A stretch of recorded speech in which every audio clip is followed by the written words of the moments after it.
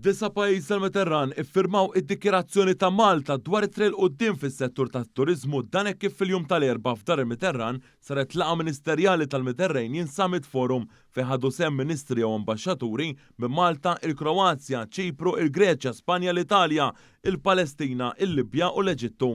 Matul dan is-summit ġew diskussi l-isfida t-tibdil fil-klima li qed tolqot lir-reġjun ta' Mediterran u b'hekk għandu jkun hemm is-sostenibilità fis-settur u l-qalba diġitali fl-era li qegħdin ngħixu fiha llum. F'din id-dikjerazzjoni d-disa pajjiżi qablu li jkun hemm aktar kooperazzjoni bejn il-pajjiżi kollha tal-Mediterran biex is-suq turistiku jibqa' wieħed kompetittiv u reġjun ikun wieħed mill-aqwa destinazzjonijiet fid-dinja.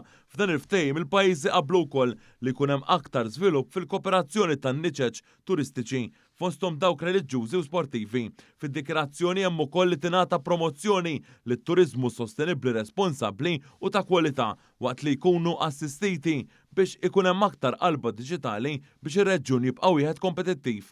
F'kummenti lill-midja fl-aħħar ta' dan is-summit, il-Ministru Clayton Bartolos sostna li din id-dikjerazzjoni issaħħaħ il-kooperazzjoni bejn il-pajjiż tal-Mediterran fis-settur turistiku. U nħarsu l-qudiem li din tal-lum tkun biss il-pedament għal iżjed diskussjoni u fuq kollox implementazzjoni ta' koordinament bejn dawn il-pajjiżi kollha fil-Mediterran. Diġà hemm diskussjoni ta' dejjin u ser ikun hemm ukoll iffirmar ta' MOU mal-Greċja li ser isir propju għada sabiex bekk aħna naraw illi dak li llum ġie maqbul fuqu b'mod tanġibbli ikun jista' jimxi l qudiem. Il-pajjiżi rringrazzjaw lill-awtoritajiet ta' pajjiżna biex saret din il-laqgħa dwar dan is-settur importanti. Sa dan it-tant fil-marġini ta' dan is-summit, il-Ministru għat-Turiżmu Clayton Bartolo kellu laqgħat bilaterali mal-Ministri tat-Turiżmu tal-Greċja u tal-Kroazja.